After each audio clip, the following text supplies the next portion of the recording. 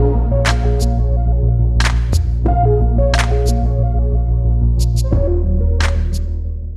Friends, welcome back to channel में सिंधु सोनी। आपका इस इंटरेस्टिंग वीडियो में स्वागत करता हूं। आज बात करूंगा, मेरे पास एक लिस्ट है, वैसे मैंने बना रखा है, तो मैं आज बात करने वाला हूं एक्सपोर्ट पे। एक्सपोर्ट पे बेसिकली कौन कौन चीज़ों की मुझे रिक्वायरमेंट होगी अगर मैं अपने मेडिसिन को एक्सपोर्ट करना चाहता हूं। बहुत सारे लोग इसके बारे में इंफॉर्मेशन चाहते हैं।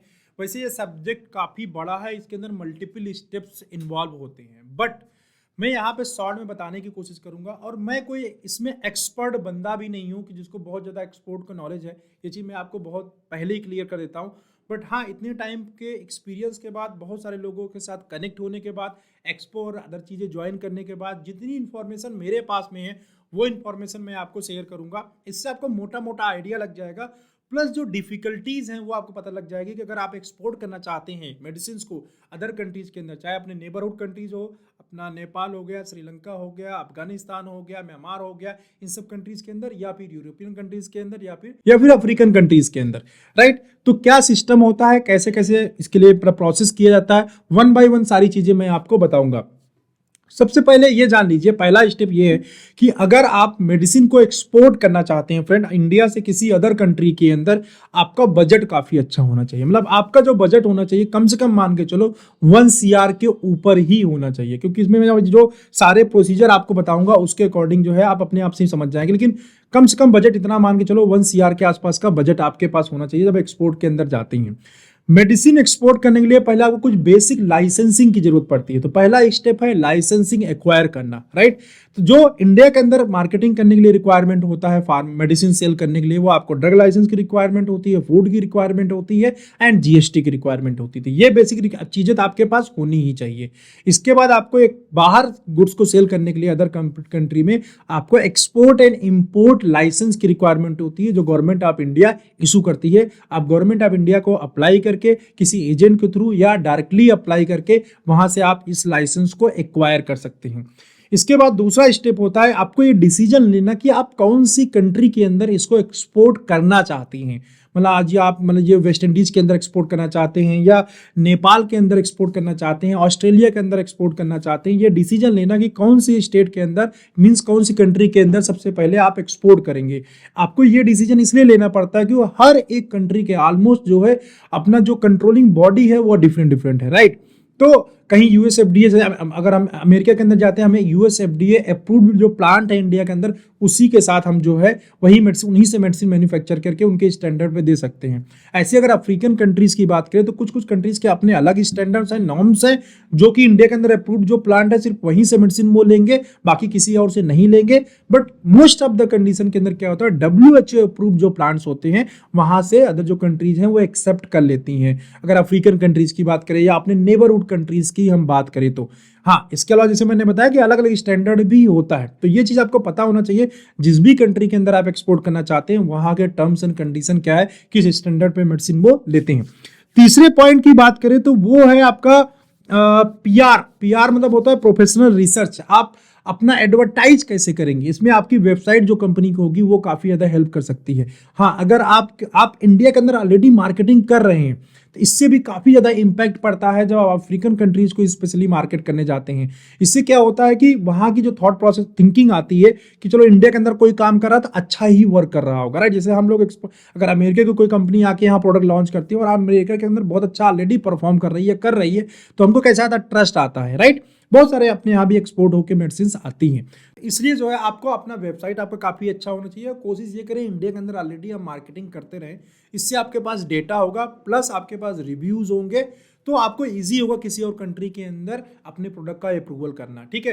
तो अपनी जो मार्केटिंग है वो आप डिफरेंट डिफरेंट चैनल के थ्रू जो है मार्केटिंग कर सकते हैं। जैसे कि आप फार्मा एक्सपोज वगैरह होते हैं वहाँ जाके गेट टुगेदर कर सकते हैं, अपनी नेटवर्किंग कर सकते हैं, अपनी वेबसाइट को हाईलाइट कर सकते हैं, अपनी वेबसाइट को जिस कंट्री के अंदर आप मतलब मेडिसिन सेल करना चाहते हैं वहाँ पर एडवर्टीजमेंट वगैरह कर सकते हैं। वहाँ पे आप जो एजेंट हैं उनके थ्रू कनेक्ट हो सकते हैं। डिफरेंट डिफरेंट चैनल्स के थ्रू आपको अपनी रीच बनानी पड़ेगी उस पर्टिकुलर कंट्री के अंदर, राइट, जिससे आपके लोग कनेक्ट होंगे और आपसे मेडिसिन लेंगे। इसके बाद का जो नेक्स्ट स्टेप है फ्रेंड, वो है आप जो भी प्रोडक्ट, जो भी कंपोजिशन या सिंगल साल्ट आप एक्सपोर्ट करना चाहते हैं उसका डोजियर प्रिपेयर करना। क्योंकि जब तक डोजियर नहीं, डोजियर का मतलब होता है उस प्रोडक्ट के बारे में सारी इंफॉर्मेशन वहाँ पे शेयर करना।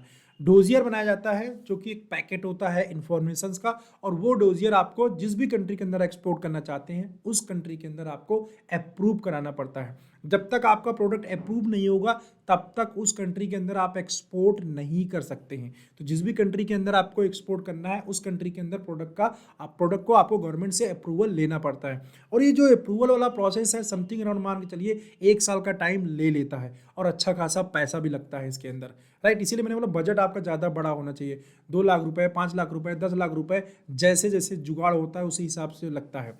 जैसे जुगाड़ हो जाए उसी हिसाब से पैसा मतलब खर्च करना पड़ता है।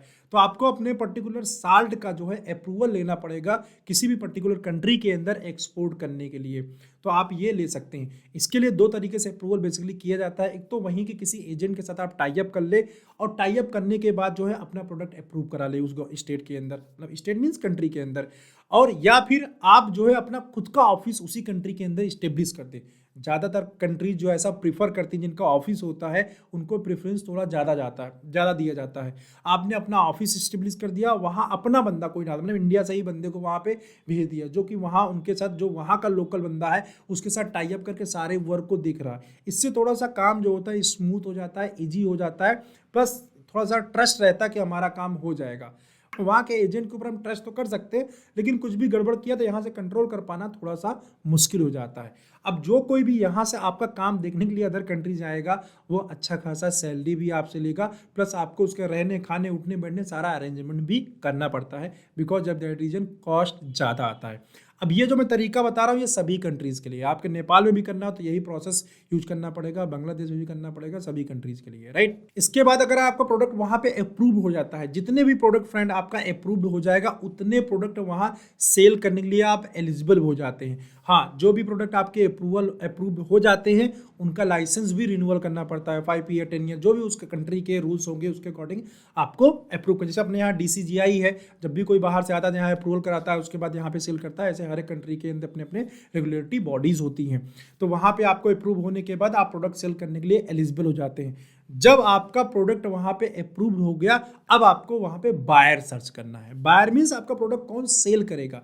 अब ये सेल भी 2 तरीके से हो सकता है। जैसे मैंने पहले बताया कि आप अपना ऑफिस इस्टेब्लिश कर सकते हैं। अगर अपना आप ऑफिस इस्टेब्लिश किए हुए तो क्या करेंगे, आपकी एक कंपनी यहाँ पे हो गई इंडिया के अंदर, और दूसरा जो ऑफिस हो गया एक प्रकार से मिनी ऑफिस या मिनी एक कंट्री, आपका एक कंपनी रजिस्ट्रेशन उस स्टेट के अंदर उस कंट्री के अंदर हो गया। तो आप अपने आप को ही एक्सपोर्ट पहले कर लेंगे, तो वहाँ पे एक गोडाउन बना लेंगे, वहाँ पे आप एक्सपोर्ट कर लेंगे, फिर वहाँ से डिफरेंट एजेंट्स को आप मेडिसिन देंगे और वो सेल कर देंगे। ठीक है, वहाँ के डिस्ट्रीब्यूशन को आप हायर करेंगे और प्रोडक्ट को सेल कर देंगे। एक तरीका, ये अच्छा तरीका वैसे माना जाता है, थोड़ा कॉस्टली होता है बट अच्छा होता है।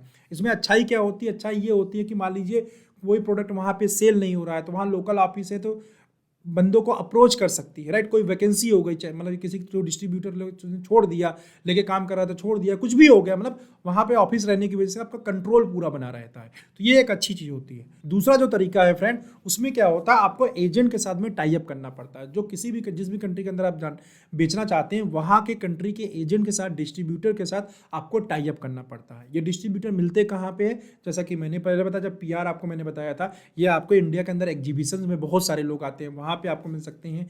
आप अगर अपनी वेबसाइट पे शो करना चाहते हैं कहाँ आप एक्सपोर्ट करते हैं तो वहाँ से आपको मिल सकते हैं, वहाँ के एडवर्टीजमेंट से आपको मिल सकते हैं, राइट। तो आप कनेक्ट हो जाएंगे, फिर आप में और वहाँ के डिस्ट्रीब्यूटर में क्या होगा, बहुत ज़्यादा निगोसिएशन होगा। ये टर्म्स एंड कंडीशन रहेगा, ये रेट रहेगा, इतने दिन में देंगे, हम एक्सपायरी लेंगे कि नहीं लेंगे, ऐसे डिफरेंट टर्म्स होते हैं जिसके ऊपर काफ़ी ज़्यादा निगोसिएशन चलता है।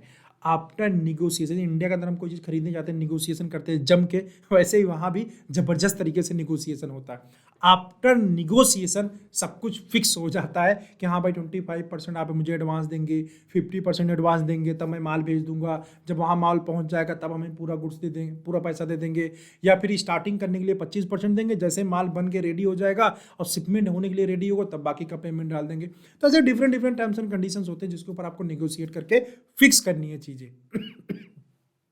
अब आपकी सारी चीज़ें अगर फिक्स हो जाती हैं देन आप क्या करेंगे, अपने प्रोडक्ट को मैन्युफैक्चर के लिए जो भी उनकी रिक्वायरमेंट है, जो भी मैन्युफैक्चरर आपने इंडिया के अंदर सेट किया हुआ है उसके साथ आप प्रोडक्ट को मैन्युफैक्चर करेंगे। मैन्युफैक्चर करने के बाद आप जो है इसको भेज देंगे।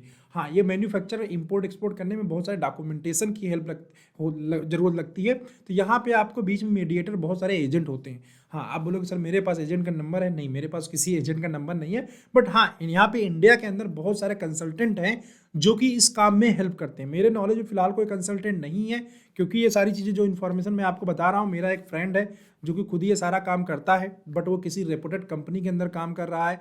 बिकॉज ऑफ दैट ये इन्फॉर्मेशन मुझे मिली, बट वो किसी को मीडिएट नहीं कर सकता है, राइट। बट यस, बहुत सारे यहाँ पे कंसल्टेंट अवेलेबल है इंडिया के अंदर, सर्च करेंगे तो मिल जाएगा। बट कंसल्टेंट के थ्रू जब भी आप अटैच होते हैं, केयरफुल रहिए, अपने लेवल पे सारी चीज़ों को चेकआउट करते रहिए ताकि आप बेवकूफ़ ना बने, राइट।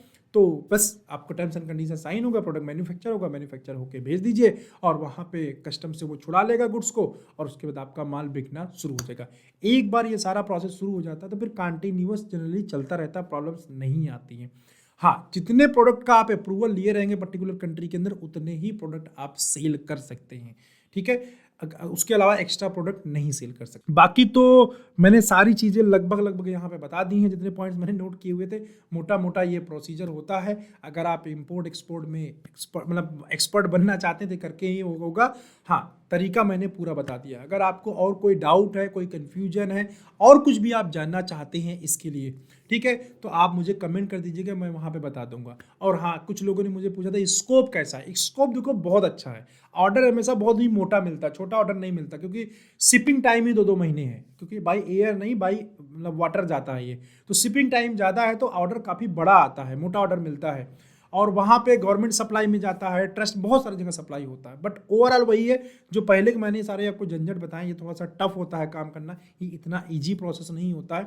बहुत सारे लोगों से आपने सुना होगा मसाले का एक्सपोर्ट करते, इधर उधर का एक्सपोर्ट, वहाँ पे इतने टर्म्स कंडीशन लागू नहीं होते फ्रेंड, जिसकी वजह से काम आसान होता है, ईजी होता है। बट मेडिसिन में बहुत सारे रेगुलेटरी अफेयर्स जो होती हैं वो इन्वॉल्व होती हैं। बिकॉज ऑफ दैट रीजन आपको सबका अप्रूवल लेने के बाद ही आप काम कर सकते हैं, राइट। इसको बहुत अच्छा है, लेकिन एक बार आपको मेहनत करना पड़ेगा। यस, इसके बाद भी अगर कोई डाउट है कमेंट करके आप मुझसे पूछ लीजिए।